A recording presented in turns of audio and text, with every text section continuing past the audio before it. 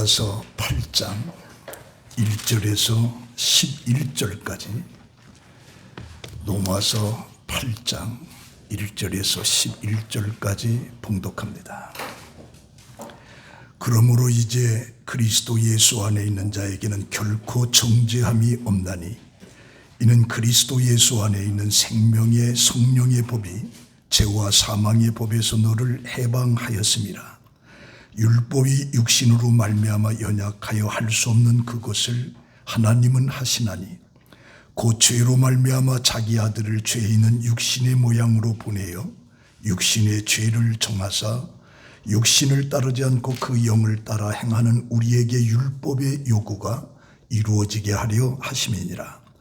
육신을 따르는 자는 육신의 일을, 영을 따르는 자는 영의 일을 생각하나니 육신의 생각은 사망이요 영의 생각은 생명과 평안이니라. 육신의 생각은 하나님과 원수가 되나니 이는 하나님의 법에 굴복하지 아니할 뿐 아니라 할 수도 없음이라. 육신에 있는 자들은 하나님을 기쁘시게 할 수 없느니라.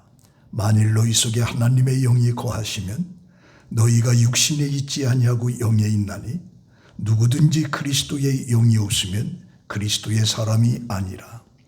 또 그리스도께서 너희 안에 계시면 몸은 죄로 말미암아 죽은 것이나 영은 의로 말미암아 살아있는 것이니라. 예수를 죽은 자 가운데서 살리신 이의 영이 너희 안에 거하시면 그리스도 예수를 죽은 자 가운데서 살리신 이가 너희 안에 거하시는 그의 영으로 말미암아 너희 죽을 몸도 살리시니라. 아멘. 지난 시간에는 육에 속한 사람이라고 하는 사르키코스, 육에 속한 사람이라고 설교를 했고, 오늘은 봉독한 말씀을 통해서 영에 속한 사람이라고 하는 그런 제목으로 우리 함께 은혜를 받습니다. 19세기에 프랑스 정부의 강요들에게는 다음과 같은 의문이 생겼습니다. 역사가 짧은 신생국 미국이 어찌 세계를 이끌어가는 부강한 나라가 되었는가? 그 비밀이 대체 뭔가? 그래서 프랑스 정부는 알렉시티 토코폴이라고 하는 학자를 미국에 파견해서 그 비결이 무엇인지를 알아보게 했습니다. 그래서 이 알렉시티 토코필은 미국에 도착해서 연구실마다 사업체마다 공장마다 다 돌아보았지만 그 해답을 찾지 못했습니다. 미국의 들판을 돌아보아도 프랑스보다는 못했습니다. 여러분들이 아시는 대로 미국은 이 서부 지역에 사막지대가 많습니다. 이 캘리포니아에 가면 그 광활한 사막지대에 전 세계의 과일을 공급할 수 있는 엄청난 과일나무들이 심어져 있어요. 저도 이번에 한번 그걸 직접 보고 깜짝 놀랐어요. 끝이 보이지 않는 과일나무들이 쫙 심어져. 그게 전부 다 모래 위에 세워진 거예요. 그래서 400km, 500km 멀리 떨어지는 물을 하수도를 통해서, 송수관을 통해서 그 과일나무를 그렇게 키우는 그런 미국인 겁니다. 이걸 보면서 이 프랑스는 비가 적절하게 내려서 온 땅이 비옥한데 그는 어디를 가봐도 해답을 찾지 못해서 고민하던 중에 교회에 들어가 보았습니다. 들어가는 순간에 깜짝 놀라운 것은 뜨거운 찬양과 예배의 열기에 그런 충격을 받았어요. 그리고 설교 말씀을 들으면서 하나님께서 교회를 통해서 미국을 축복하시는구나 라고 하는 것을 깨닫게 됐다라고 말합니다. 이걸 통해서 우리는 이 교회 속에 영적인 사람이 얼마나 있느냐에 따라서 민족의 희망이 있다. 저는 그렇게 보는 것입니다. 그래서 1절, 2절에 보면 그러므로 이제 그리스도 예수 안에 있는 자에게는 결코 정죄함이 없나니 그리스도 안에 있는 자에게는 결코 정죄함이 없다. 바울이 이 말을 하게 된 것은 7장 속에 한 법을 깨달았다. 우리들의 마음속에는 선을 행하려고 하는 마음이 있고 악을 행하려고 하는 마음이 있는데, 나는 선을 추구하지만 내 속에 있는 이 악이 나를 긁고 죄악의 일로 가는도다. 이걸 고백하면서 바울이 오라 나는 곤고한 사람이로다. 이 사망의 몸에서 누가 나를 구원하겠느냐. 그러다가 결론이 예수께 감사하리로다. 왜? 그게 바로 1절 속에 그러므로 이제 그리스도 예수 안에 있는 자는 결코 정죄함이 없다. 여기에 그리스도 예수 안에 있는 생명의 성령의 법이 죄와 사망의 법에서 너를 해방했다. 그렇게 말을 하고 있습니다.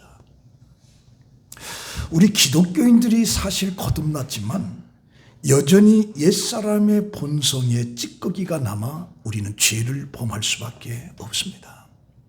내 의지와 상관없이 나는 선을 행하려고 하는데, 나는 착하게 진실되게 세상을 살려고 하는데 내 의지와는 상관이 없이 우리는 죄를 범한다는 얘기죠. 그런데 하나님께서는 그리스도 안에 있는 성도들을 정죄하지 않겠다라고 말합니다. 이것이 바로 복음이에요. 이 정죄함이 없기에 오늘도 우리들은 부족함이 많고 흠이 많지만 하나님의 보좌 앞에 당당히 나아가서 하나님과 교제를 하는 것입니다. 그렇다면 왜 하나님이 성도를 정죄하지 않는가? 우리는 분명히 죄를 범하고 있는데, 이 죄값을 우리는 사망을 당해야 되는데 왜 하나님이 우리를 정죄하지 않는가? 먼저 그리스도께서 우리가 받은 정죄와 저주를 십자가의 죽음을 통해서 대신 다 받으셨기 때문입니다. 그래서 갈라디아서 3장 13절에 그리스도께서 우리를 위하여 저주를 받은 바 되사 율법의 저주에서 우리를 속량했으니 하나님은 우리에게 내린 모든 진노와 정죄와 저주를 그리스도께 대신 내린 거예요. 그래서 그리스도가 대신 우리의 모든 죄를 지고 죽은 거예요. 그래서 우리는 정죄에서 자유를 얻은 거예요. 그래서 바로 예수의 그 십자가의 그 죽음이 우리로 하여금 죄로 인해서 죽을 수밖에 없는 우리를 정죄가 없다라고 하나님이 말씀하시죠. 왜? 예수가 대신 받았기 때문에. 그래서 요한복음 3장 18절에 저를 믿는 자는 심판을 받지 아니하는 것이요 믿지 아니하는 자는 하나님의 독생자의 이름을 믿지 아니함으로 벌써 심판을 받았다. 예수 그리스도가 내 모든 죄를 지고 십자가에 죽었다므로서 우리는 정죄함을 받지 않는다는 이 사실을 알고 내가 예수를 믿으면 살지만 그걸 믿지 아니하면 우리는 죄 가운데 근황이다. 그런데 여기에서 바울은 아무나 하나님께 정죄받지 않는다고 말하고 있습니다. 뭐라고 하느냐? 오직 그리스도 안에 있는 사람만이 정죄함을 받지 않는다라고 얘기합니다. 그러면 그리스도 안에 있는 자는 어떤 자를 말하는 거냐? 그것은 예수 그리스도를 구주로 믿는 자들을 가리킵니다. 그리스도와 함께 그리스도처럼 행하는 자를 말하는 거예요. 범사에 그리스도를 닮아 그리스도처럼 행하려고 노력하는 성도들을 말하는 겁니다. 그래서 겉으로는 그리스도를 믿는 것처럼 보여도 실생활은 그리스도와 관계없이 행하는 자들은 하나님의 정죄를 피할 수가 없습니다. 그래서 고린도후서 5장 17절에 그런즉 누구든지 그리스도 안에 있으면 새로운 피조물이라.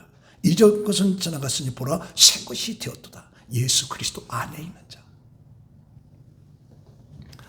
그렇다면 성도는 결코 정죄함이 없다고 했는데 그럼에도 불구하고 우리는 죄를 짓고 죄의 길을 가는 것. 이것을 하나님이 방관하신다는 것인가? 아닙니다. 하나님은 결코 지옥에 갈 정죄를 하지 않으시는 겁니다. 그러나 성도가 죄를 범하면 징계를 하시는 겁니다. 정죄는 하지 않지만 매를 가지고 때리시는 거예요. 여러분들 자녀가 잘못했다고 해서 그 자녀를 집으로 바깥으로 내쫓는 부모 있습니까? 아니에요. 그를 때리는. 그렇지만 여전히 내 아들인 거예요.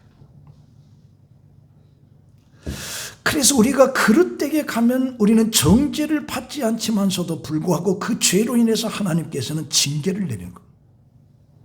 그래서 징계라고 하는 것은 사랑의 매다. 부모가 자식이 잘못되면 때리는 것처럼 우리가 잘못하면 하나님께서 우리를 사랑의 매를 때립니다. 그러나 우리를 정죄하지 않는다는 얘기죠. 그러니까 하나님은 우리를 정죄하여 멸망하도록 버리지 않는 것, 단지 징계만을 내릴 뿐인 것입니다. 그래서 잘못을 깨닫고 회개하도록 이끄는 것입니다. 죄를 멀리하고 그리스도 안에서 하나님께 순종하고 충성하는 자로 만드는 것이죠. 우리가 잘못해도 징계가 없다면 하나님의 자녀라고 말할 수가 없다. 자식은 분명히 사랑하기 때문에 잘못하면 때리는데 내가 잘못했는데도 징계가 없어. 그것은 하나님의 버림을 받은 거다. 그래서 히브리서 12장 5절에 또 아들들에게 권하는 같이 너희에게 권하노니 말씀을 잊었도다. 일렀을 때 내 아들아 주의 징계하심을 경히 여기지 말라. 주께서 그 사랑하시는 자를 징계하시고 그의 받으시는 아들마다 채찍질하심이라 하였으니 너희가 참음은 징계를 받기 함이라. 하나님의 아들과 같이 너희를 대우하시나니 어찌 아비가 징계하지 않는 아들이 있어요. 징계는 다 받는 것이거늘 너희에게 없으면 사생자요 참 아들이 아니니라. 그래서 우리가 죄를 범하게 되면 징계가 오게끔 되어 있어요. 자, 그런데 5절에 보니까 육신을 따르는 자는 육신의 일을, 영을 따르는 자들은 영의 일을 생각하나니. 6절에 육신의 생각은 사망이요 영의 생각은 생명과 평안이니라. 여기에서 육신의 일을 쫓는 자는 육신의 일을 생각한다. 그러나 영을 쫓는 자는 영의 일을 생각한다는 얘기예요. 이게 사르키코스는 육체를 따라서 살아가는. 그러나 부니마토스는 바로 영을 쫓으면서 산다는 얘기죠. 그런데 문제가 뭐냐? 갈라디아서 5장 19절에 육신의 일이 뭐냐? 음행과 호색과 우상숭배와 많은 것들이 나옵니다. 그러나 갈라디아서 5장 22절에는 영의 일은 성령의 9가지를 말합니다. 사랑과 실학과 인내와 화평과 온유와 절제. 그래서 내가 육신의 일을 쫓는다는 육신을 생각하고 영을 쫓는다는 영을 생각한다는 생각한다라고 하는 건 뭐냐? 어느 한 곳에만 마음을 집중하는 모양을 가리키는 겁니다. 그러므로 육신의 일을 생각하는 것은 육신의 일에만 마음을 집중하고 관심을 두는 것을 말하는 거예요. 그래서 바울은 육신에 사로잡힌 생각 그 자체는 바로 죽음이라고 말합니다. 오늘의 그리스도인들은 육신의 생각을 하면서 영의 생각을 하면서 살아가는 거예요. 육신의 일도 생각하고 영의 일도 생각해요. 문제는 6절에 보니까 육신의 생각은 사망이라는 거예요. 7절에는 하나님과 원수가 된다. 8절에는 하나님을 기쁘시게 할 수가 없다는 겁니다. 그래서 육신의 생각은 결국에 사망이고 하나님과 원수가 되고 하나님을 절대로 기쁘시게 할 수 없다는 거예요. 그런데 영의 생각은 생명과 평안이니라. 그래서 요한복음 14장 27절에 평안을 너희에게 끼치노니 곧 나의 평안을 너희에게 주노라. 내가 주는 것은 세상이 주는 것 같지 아니하나니 너희는 마음에 근심도 말고 두려워하지도 말라. 영의 사람은 하나님의 평강을 주신다는 거죠. 그런데 성도들 중에는 예수 그리스도를 믿는다고 하면서도 마음속에 생명과 평안이 없어요. 항상 근심과 걱정과 정죄감이 가득한 겁니다. 이유가 뭐냐?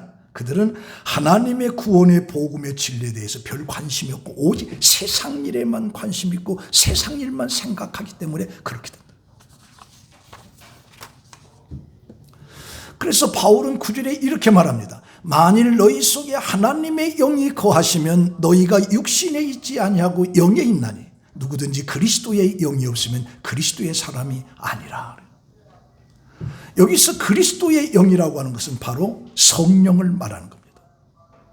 그러니까 성령이 없다고 하면 나는 예수를 믿는다고 이야기하면서도 그들은 그리스도 울타리 밖에 떠 있는 거예요. 죄와 사망의 권세의 지배를 받고 있는 것입니다. 그러나 너희 속에 하나님의 영이 거하시면 그리스도의 권세 안에 거하는 것이며 그리스도의 사람으로 사망의 권세에서 해방된 존재가 되는 거죠. 그러면 예수 그리스도를 내가 믿음을 통해서 예수와 연합이 되는 것이고 그 순간에 성령은 내 안에 계시는 겁니다. 내가 예수 그리스도를 나의 구주로 영접하는 그 순간에 성령은 내 안에 거하시는 거예요. 바로 주의 영이 거하는 거죠. 이것은 일시적인 사건이 아니라 지속적인 사건이에요. 성령이 내 안에 계신다. 그래서 고린도전서 3장 16절에 너희가 너희 하나님의 성전인 것과 하나님의 성령이 너희 안에 계신 것을 알지 못하느냐. 고린도전서 6장 10절에 너희 몸은 어디서 너희가 하나님께로부터 받은 바 너희 가운데 계신 성령의 전인 줄 알지 못하느냐. 너희는 너희의 것이 아니라 값으로 산 것이 되었으니 그런즉 너희 몸으로 하나님께 영광을 돌리라. 그래서 요한복음 3장에 물과 성령으로 거듭나지 아니하면 결단코 하늘나라에 들어가지 못한다라고 하는 것인데 이 물이 뭐냐? 바로 회개 죄 씻음을 말하는 것이고 성령은 예수 그리스도를 고백함으로 내 안에 영이 계시는 걸 말하는 거예요. 이게 없으면 결단코 천국에 들어갈 수가 없다. 그래서 진정한 그리스도인은 모든 성령의 세례를 받는 건데 성령의 세례를 받는 그 순간에 성령이 우리 안에 거하시면서 성령이 우리 안에 거하면 우리는 육신에 있지 아니하고 영에 있다라고 얘기합니다. 그런데 하나님의 영 성령이 우리 안에 거하지 아니하면 진정으로 경건한 삶을 살 수가 없고 하나님께 순종하고 충성된 삶을 살 수가 없습니다. 그래서 고린도전서 12장 3절에 성령으로 하지 아니하고는 누구든지 예수를 주시라 말할 수 없고 복음의 진리도 깨닫지 못하며 하나님의 사랑을 깨닫지 못한다. 그러므로 우리 심령 속에 그리스도의 영이 계시는지 안 계시는지, 내가 아직도 육에 속해서 육으로 생각하면서 세상을 사는지, 영에 속해서 영을 생각하면서 사는 것인지 우리 자신들을 조명해 봐야 돼요. 그래서 우리 속에 그리스도의 영이 나를 지배하고 나에게 명령하고 나로 하여금 의의 길로 인도하는지, 그리스도의 영이 나로 하여금 하나님을 찬송하게 하는지, 그리스도의 영이 구원의 진리를 깨달아 기쁨을 넘치게끔 하는 것인지, 그리스도의 영이 죄와 불의를 미워하고 의와 진리를 사모하고 행하도록 하는지, 그렇다면 우리는 진정한 그리스도인입니다. 하나님의 자녀입니다. 그러면서 10절에 또 그리스도께서 너희 안에 계시면 몸은 죄로 말미암아 죽은 것이니 영은 의로 말미암아 살아있는 것이니라. 여기에 예수 그리스도의 영이 내 안에 계시면 몸은 죄로 인해서 죽은 것이라고 했습니다. 그러나 영은 살아있는 것이다. 그래서 예수를 믿음으로 성령이 내 안에 계시는 우리의 현재 상태를 가리키는 거예요. 육은 죽습니다. 그러나 영은 의로 말미암아. 영은 의로. 의라고 하는 건 뭐냐? 바로 예수 그리스도의 십자가의 사건이에요. 이걸 의로 여긴다 해서. 예수가 나를 위해서 내 죄를 대신해서 십자가에 죽으면 우리는 정죄가 없다고 그랬는데 바로 예수 그리스도가 나를 위해서 십자가에 죽었다는 사실을 내가 믿는 그 믿음을 하나님은 의로 여겼다. 그래서 의로 인해서 우리의 영은 산다는.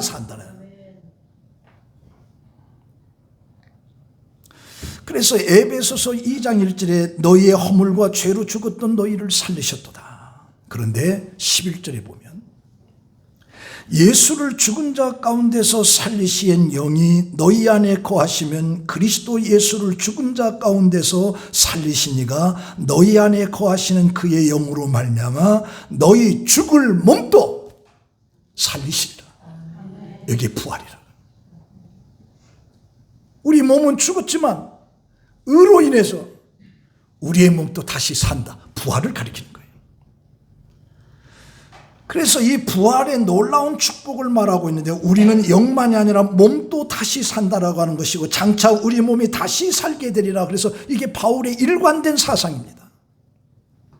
그래서 고린도전서 15장 53절에 이 썩을 것이 반드시 썩지 아니할 것을 입겠고 이 죽을 것이 죽지 아니함을 입으리라.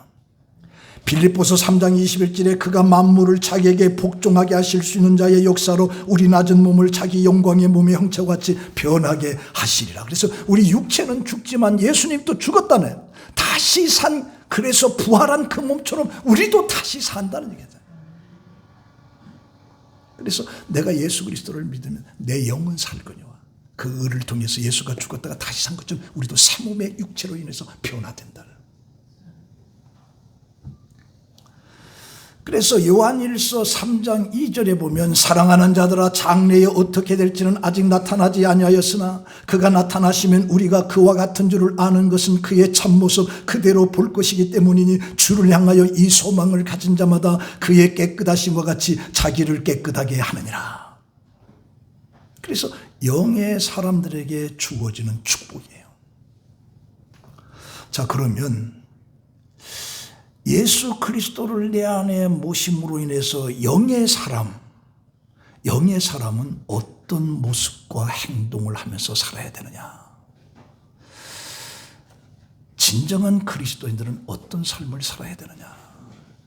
저는 이것을 바로 하나님께서 우리에게 계명을 주었는데, 하나님을 사랑하고 내 이웃을 사랑하라. 그런 자에게 있어서는 하늘나라의 소망을 가지고 살아가라. 자, 그런 세 가지 측면에서 말씀드리고 싶은데, 첫 번째는 항상 하나님을 의지하면서 삽니다. 영의 사람은 항상 하나님을 의지하면서 살아요. 하나님을 의지하기에 선택과 행동은 항상 하나님의 기준에 맞추는 거예요. 하나님을 의지하면서 살기 때문에 내가 선택하고 내가 하는 모든 것은 하나님의 초점에 맞추는 거예요. 내 초점에 하나님을 끌어오는 것이 아니라 하나님의 뜻에 나를 맞춰가는 거예요. 그래서 시편 42편 1절에 보면 하나님여 사슴이 시냇물을 찾기에 갈급한 같이 내 영혼이 주를 찾기에 갈급하나이다. 다윗은 왕이면서도 목이 마른 사슴이 시냇물을 찾듯이 하나님을 찾는다. 시편 35편 9절에 내 영혼이 여호와를 즐거워하며 그의 구원을 기뻐하리로다. 하나님을 즐거워한다. 내가 돈이 많아서 내 권력이 세서 내가 지위가 높아져서 내 자녀가 잘돼서 그런 기쁨이 아니라 여호와를 즐거워함으로 표현하고 있습니다. 시편 28편 7절에 여호와는 나의 힘과 방패시니 내 마음이 그를 의지하여 도움을 얻었도다. 그래서 내가 하나님을 의지한다라고 하는 것은 세상적이며 세속적인 것을 차단하는 것을 말하는 겁니다. 자, 이상한 변호사 우영우라고 하는 연수골 여러분들 보십니까? 보세요? 저는 며칠 전에 누가 알려줘가지고 그걸 한번 좀 봤는데, 거기에 나오면 이 자폐증 환자죠. 자폐증 환자. ENA 방송에 처음 듣는 방송인데 이 사건으로 인해서 아주 캐나다도 엄청나게 그걸 사가고 아주 세계적으로 인기를 끌고 있어요. 자, 그러면 거기 우영우가 이제 자폐증 환자인데 이제 변호사죠. 서울대 수석으로 졸업해서 변호사인데, 이 자폐증 환자라고 하는 것은 정상인의 절반도 안 되는 지능 지수를 갖고 있어요. 근데 이런 지능 지수를 가지고 있으면서도 한 분야에 그들은 성공을 하는 겁니다. 왜 그러냐? 반대로 우리같이 보통 사람들은 신경 쓰는 것이 너무 많아. 예를 들어서 학교에 가면 공부만 하는 것이 아니라 저 아이 옷이 뭘 입었는지, 선생이 나를 어떻게 생각하는지, 이따 오후에 누구를 만날 것인지, 가지각 생각들이 가득 차니까 공부를 해도 효과가 안 나. 효과가. 교복은 제대로 입었는지, 저녁은 뭘 먹어야 하는지, 이런 생각들이 그냥 온통 오니까 공부해도 보통 아이들은 그냥 그 수준에 끝나. 그런데 자폐증 환자는 전혀 그것을 생각 안 하는 거예요. 전혀 생각 안 해요. 선생이 나를 어떻게 했는지, 저 사람이 나를 뭐라고 했는지, 무슨 옷 입었는지 그 관심이 하나도 없어. 온통 공부해요. 그래서 이 자폐증 환자 같은 사람들은 2900년의 조사에 보고한 학자들에 의하면 자폐증 같은 사람들은 사회 안에서 일어나는 일들을 따라가고 기억하는데 정신적인 부담이 하나도 없어. 뭐 유행이 뭐해서 뭐 나이키를 신어야 된다, 뭐 그거 관심이 하나도 없어. 오직 그거 하나야, 그거 하나. 그러니까 효과가 나타날 수밖에 없어요. 효과가. 그리고 타인의 정신 상태를 추적하는 것이 자폐증 환자에게는 어려운 일인데 이것이 오히려 재능 개발에 독창성을 주는 거예요. 아이들은 교사의 눈치를 보고 고개를 들어서 주변 학생들의 시선을 쳐다보고 그러는데, 그러면서 그 아이들의 창의성은 전부 다 증발되는데, 이 자폐증 환자는 누가 뭐라 하든 상관이 없어. 그냥 자기 할 일만 하는 거야. 자기 할 일만. 그러니까 누가 무엇을 사고하는지 무엇을 말하는지 다 담을 쌓고 그냥 자기 것만 하는 거예요. 심지어 내가 지금 공부하고 있다라고 하는 최소한 생각마저도 차단하고 있어요. 그러니까 그 자체에 몰입하는 거죠. 몰입하는 거죠. 그러니까 엄청난 재능을 가지고 있어요. 우리는 그보다 더 좋은 지능 지수를 가지고 있는데도 왜 성공하지 못하느냐? 잡다한 것들이 나를 가득 채워주는 거예요. 그러나 자폐증 환자는 필요 없어요. 뭐 남이 오늘 저녁 뭐 관심이 없어. 남 저 옷 뭐가 에리가 구부러졌다, 신을 구부려 신다, 뭐 그 관심이 하나도 없으나 그거 하나. 그래서 그들의 지능 지수가 낮아도 차단을 하니까 독창적인 세계를 만들고 재능 개발의 최고의 수준으로 끌어올릴 수가 있다. 이걸 통해서 오늘 우리 그리스도인들도 하나님을 의지한다라고 하는 건 세상을 다 차단해요. 뭐 유행이 뭐냐, 옷을 뭐 입느냐, 요새 손가락에 뭐 반지를 뭐 끼느냐, 신발을 뭐 아무 가지 모든 걸 차단하고 하나님만을 향하는, 이게 바로 하나님 의지, 이게 바로 하나님 사랑하는 거예요. 하나님 사랑하는 거예요. 두 번째는 항상 이타적인 삶을 사랑하는, 이웃을 사랑한다는 거예요. 지금 첫 번째 말했던 것은 하나님을 사랑한다라고 하는 하나님을 의지하는 것이고, 이타적인 것은 이웃을 사랑하는 이 계명을 이루는 거예요.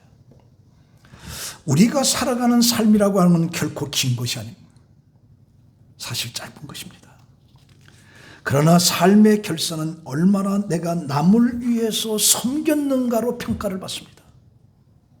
이것이 마태복음 25장 속의 양과 염소의 비유 속에 양들에게 내가 배고플 때 먹을 걸 주고 목마를 때 물을 줬고 내가 벗었을 때 입을 걸 줬고 감옥에 갇힐 때 가져. 언제 그랬습니까? 이런 소자에 한 것이 바로 내게 한 것이니라. 이것으로 평가받아. 다른 것으로 평가받는 것이 아니라 내가 삶 속에 얼마나 섬김의 삶을 살았느냐, 사랑의 행위를 이웃에게 베풀었느냐, 그것으로 평가된다고 마태복음 25장에 말하고 있어요. 얼마 전에 세상을 떠난 이어령 씨, 문학작가에서 문화부 장관했던 그 이어령 씨의 마지막 수업이라고 하는 책에서 나온 글인데, 내게는 친구가 없다. 그래서 실패한 인생을 살았다. 이어령 씨가 그렇게 말해요. 시대의 지성이라고 불리면서 누구보다 성공한 인생을 살았던 이어령 선생은 존경은 받았으나 사랑은 못 받았다. 그래서 외로웠다. 이게 이어령 씨의 마지막 수필노트에 나온 글입니다. 오늘 우리가 노년이 되면 누구나 네 가지 고통을 받습니다. 나이가 들수록 외로워지고 할 일이 없어지고 가난해지고 병이 늘어나는 거예요. 나이가 들수록 외로워진다라고 하는 것은 친구가 줄어드는 거예요. 어릴 때 동네 친구들 만나고 학교 만나고 친구들이 많았어요.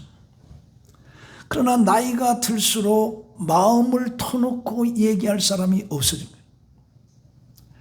우리가 인생의 외로움을 줄이면 겉만 번지르한 그런 모임을 찾아다녀서는 안 되고 정말 마음을 같이 하면서 밥을 먹고 수다도 떠는 그런 친구가 필요하다.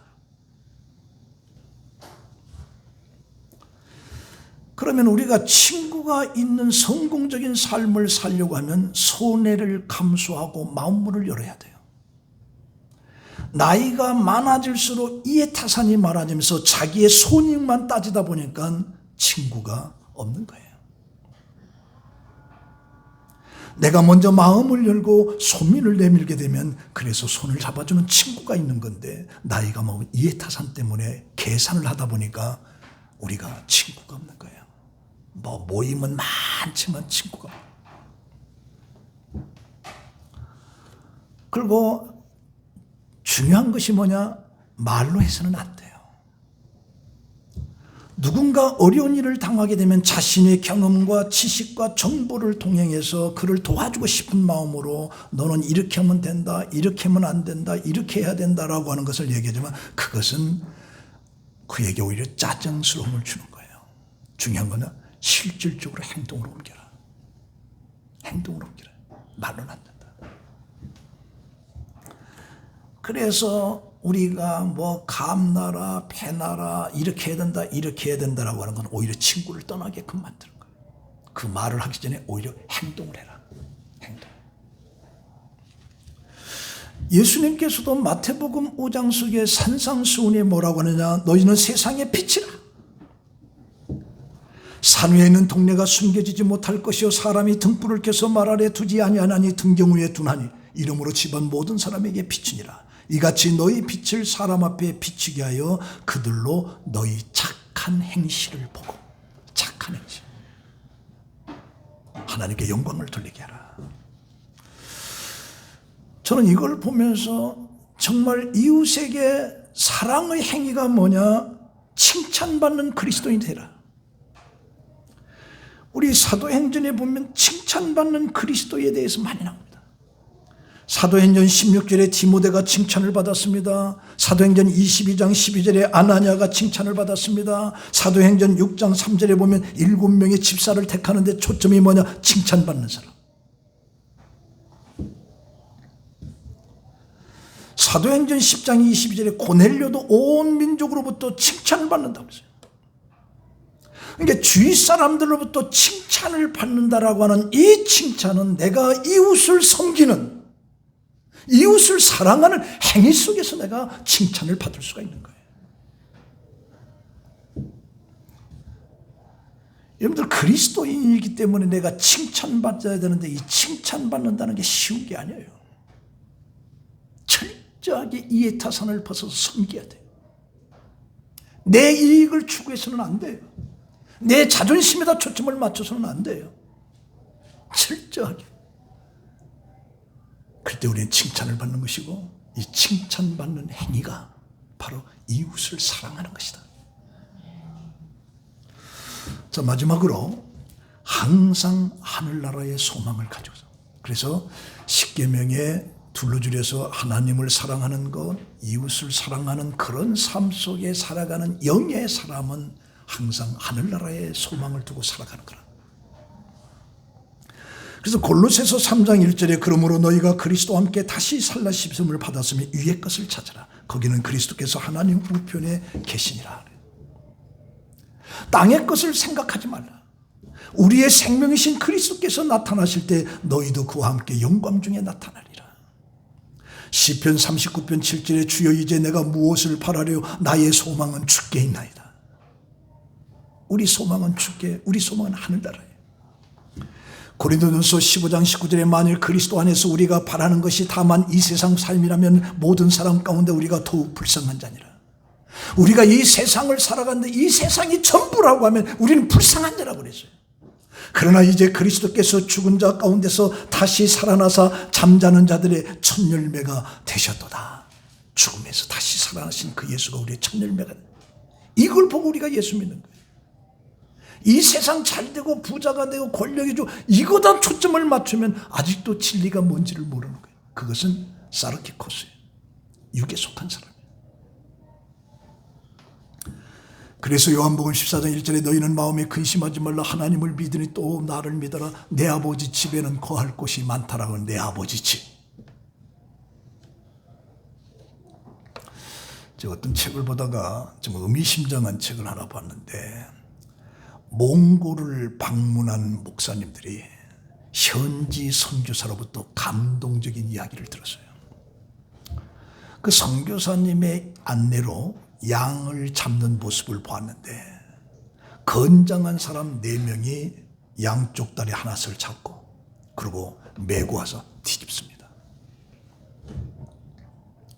그때 한 사람이 칼로 양의 목에서부터 배까지 쫙 갈라요. 가르고 심장을 떼어내면서 그 양은 죽습니다. 그런데 충격적인 것은 죽어가는데도 마취를 하냈는데도 불구하고 예리한 칼로 자기 몸을 가르고 심장을 떼어내는데도 비명소리 하나 지르지 않고 그 양은 죽는 거예요. 그래서 선교사가 너무 이상해서 물어봤어요. 어떻게 비명도 지르지 않고 죽습니까? 라고 했더니 그 양을 잡는 사람이 웃으면서 지금 그 양은 행복해서 그렇다. 왜 그러냐 물어봤더니 이 양은 항상 평생 땅만 쳐다보다가 뒤집어 놓고 양쪽 다 하니까 하늘이 보여. 온통 하늘에 새로운 세계가 보이니까 자기 몸을 자르고 심장을 꺼내도 그때까지도 그게 몰라. 하늘이 너무 좋아서.